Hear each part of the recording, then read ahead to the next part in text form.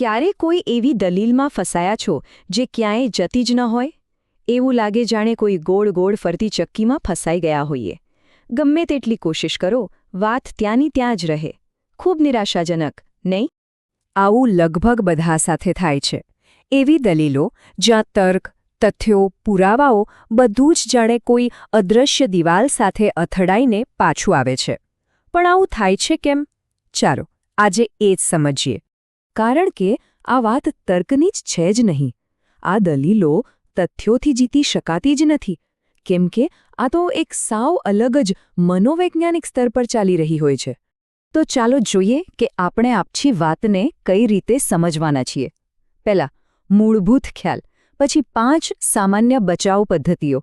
એ પણ જાણીશું કે તર્ક કેમ કામ નથી કરતો, અને છેલ્લે વાસ્તવિક સંઘર્ષ શું છે એ સમજીશું. તો શરૂઆત કરીએ સિગમન્ડ ફ્રોઇડના એક ખૂબ જ રસપ્રદ વિચારથી.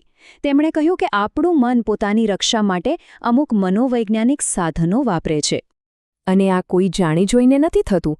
આ તો અજાગૃત મનની ઓટોમેટિક પ્રતિક્રિયાઓ છે. જ્યારે પણ મન કોઈ એવી સચ્ચાઈનો સામનો કરે છે જે એના માટે અસહ્ય હોય, ત્યારે એ પોતાને બચાવવા માટે આવા રસ્તા અપનાવે છે.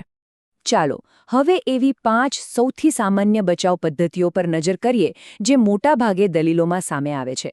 આ પેટર્ન ઓળખવાથી આખી પરિસ્થિતિને જોવાની દ્રષ્ટિ જ બદલાઈ જશે. આ તો બહુ જ કોમન છે.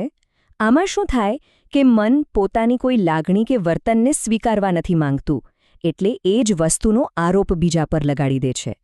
જાણે કે પોતાનો દોષ બીજાના માથે ઢોળી દેવો.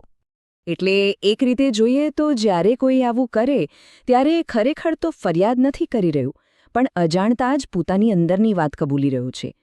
એમના શબ્દો આરોપ જેવા લાગે, પણ હોય છે કબૂલાત. પછી આવે છે રેશનાઇઝેશન.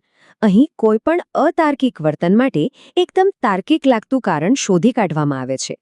જવાબદારી લેવાને બદલે બધો જ દોષ સંજોગો પર કે બીજા લોકો પર નાખી દેવામાં આવે છે. કહેવાય છે ને કે મન પોતાના ખરાબ વર્તન માટે એક એક્સપર્ટ વકીલ બની જાય છે. એ એવી દલીલો શોધશે કે વ્યક્તિને ક્યારે એવું લાગે જ નહીં કે એની ભૂલ છે. ડિનાયલ. આ તો બચાવનો સૌથી મૂળભૂત રસ્તો છે. અહીં હકીકતને જ નકારી દેવામાં આવે છે.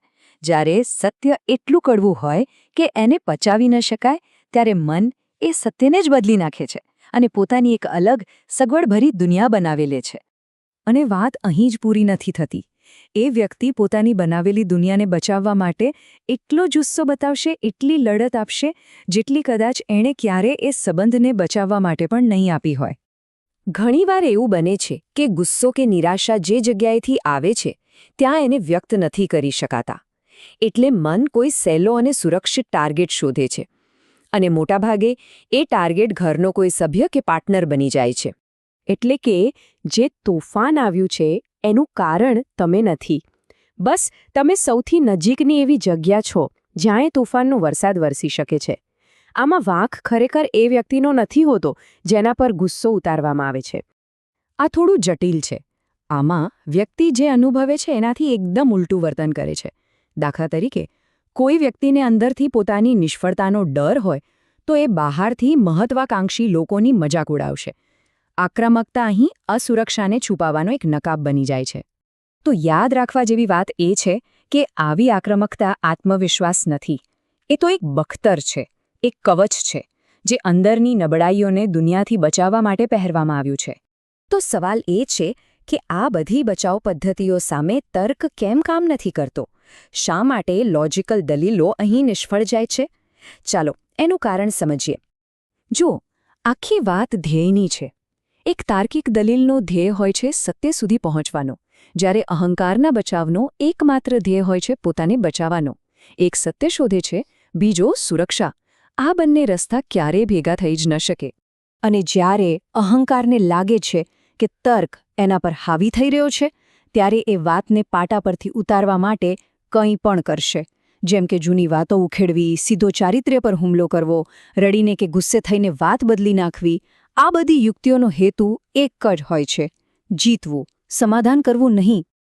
તો આ બધા પછી હવે સૌથી મહત્વનો સવાલ: આ વાસ્તવિક સંઘર્ષને સમજીને શું કરી શકાય? આમાંથી બહાર નીકળવાનો સાચો રસ્તો કયો છે? અહીં એક ખૂબ જ ઊંડી વાત સમજવા જેવી છે.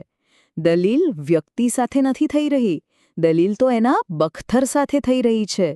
લડાઈ વ્યક્તિ સાથે નથી, એની રક્ષણાત્મક ઢાલ સાથે છે. અને આ વાત ભૂલવા જેવી નથી કે આ બચાવ પદ્ધતિઓ મોટાભાગે અજાગૃત હોય છે. એ કોઈ પ્લાનિંગ સાથે નથી થતી.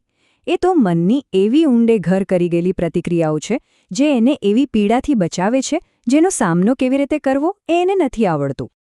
તો છેલ્લો અને સૌથી મોટો સવાલ, જો બખ્તર તર્કની ભાષા સમજતું જ નથી, તો પછી જીતવાનો એકમાત્ર રસ્તો કયો બચે છે? કદાચ સાચી જીત એ લડાઈ લડવામાં છે જ નહીં, પણ એ લડાઈમાંથી બહાર નીકળી જવામાં છે.